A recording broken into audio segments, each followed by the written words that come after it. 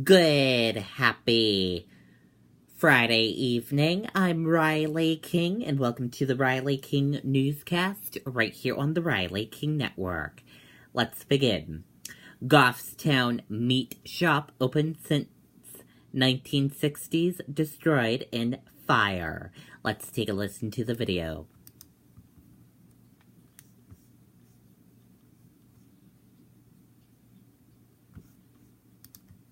Hi, I'm Ryan Hayes. And I'm Patrick Hayes Jr. And I'm Patrick Hayes Sr. My boys and I would like to help you protect your home forever with a new metal roof. Forever Metal Roof Company installs metal roofs throughout New England. Why a metal roof? No more ice dams, no more roof rakes, and no more worries. It's the best investment I ever made. Do it once, and you're set for life. Visit forevermetalroof.com or call 855-870-ROOF today for a free estimate. Let us protect your home like I protected mine.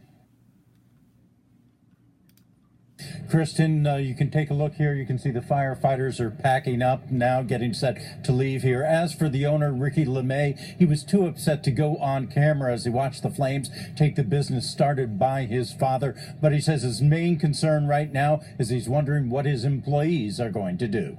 There's a lot of people that work here. It's a family-run business. They've been running since the early 60s. And now it's totally gone. The call came in around 5:30 Friday morning. A fire at LeMay & Sons Beef in Goffstown. The fire chief says their first concern was to keep the fire from spreading. We also had numerous propane tanks, so right up against the building with a flame impingement onto that. The chief says they knew no one was inside the building, so they mounted an exterior attack. The building's construction making it a difficult fire to fight. Total metal closed building, so it's got minimal number of points where you can get into the building, and also you get rooms and coolers inside that building. At one point, firefighters were pouring more water on the fire than the hydrants could deliver, leading to a drop in pressure.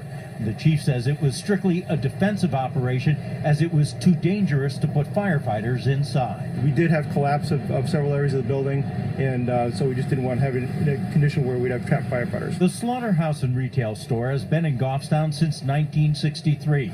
Throughout the morning, people were stopping by, including employees like Jeffrey Durant, who has worked here more than 20 years. I got a little teary-eyed when I got here, to be honest with you, Durant says he's thankful nobody was hurt and there weren't any live animals inside the building, but now he and the other 17 full and part-time employees are out of a job, and he's unsure about his future. I'm not sure yet. Like, I've done this a long time, so this is basically all I know now.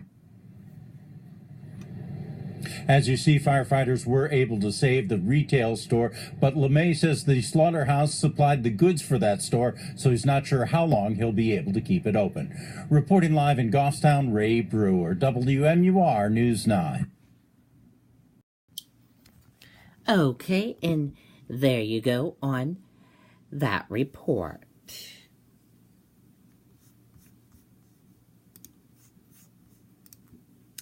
Man charged with waging cyber stalking war against roommate. Let's take a listen to the video from NBC Boston.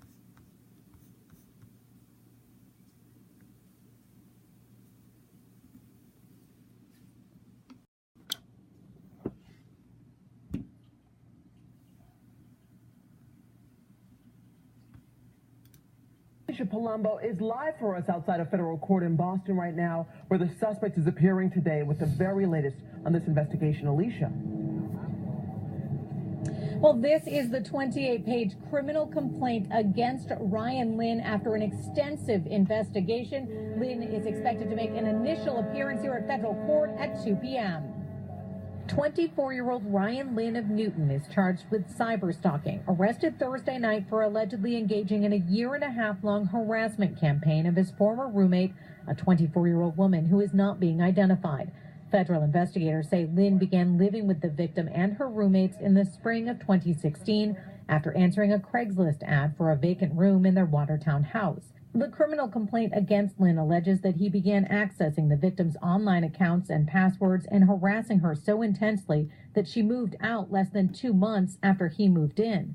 But investigators allege the cyber stalking and harassment didn't stop there. Lynn allegedly sent threatening and harassing communications to the victim, her family members, friends, and associates, encouraging her to commit suicide and threatening to rape and or kill her and her friends. He also allegedly distributed the victim's personal information and photos to friends, family, and strangers. And authorities allege Lynn made dozens of threats to bomb or shoot up schools and daycare centers in Waltham and Chelmsford, pinning those crimes on the woman he was allegedly cyberstalking. During their investigation, federal authorities say they found this to be a pattern of behavior with Lynn, discovering similar disturbing conduct with other roommates and classmates. And the superintendent of schools, mayor, and chief of police of Waltham all issued a joint statement thanking people for their patience and investigators for their persistence in making this arrest. Again, Lynn is scheduled to appear in federal court at 2 p.m. We're live at federal court in South Boston. Alicia Palumbo, NBC Boston. Okay, and there you go on that report.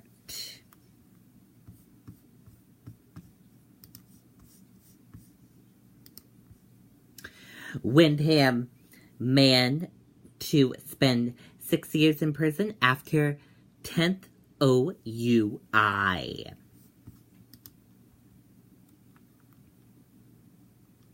A Windham man will spend 6 years in prison after pleading guilty to his 9th and 10th OUI on Friday. A judge also recommended that Maine's Bureau of Motor Vehicles suspend Patrick Murphy's driver's license for life. However, it is still possible for Murphy to get his license back, prosecutors said. Murphy was also ordered to pay $2,100 fine and must serve 3 years of probation. Murphy was convicted of operating under the influence in 1986.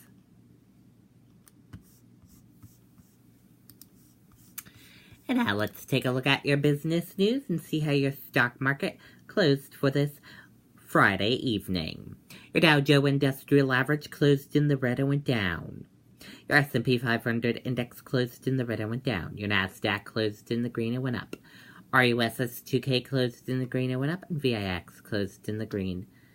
RUSS 2K closed in the red and went down, and your VIX closed in the green and went up.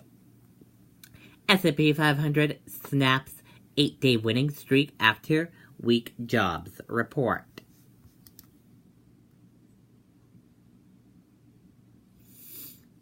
The U.S. lost 33,000 jobs September due to large part of two majority hurricanes hitting the country.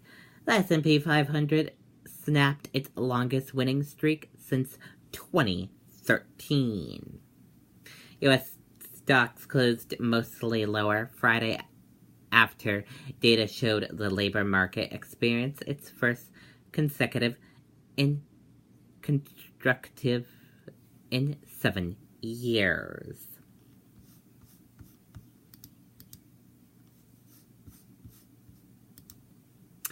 Three men in alleged ISIS conspiracy plot targeting New York. Let's take a listen to the video from ABC News.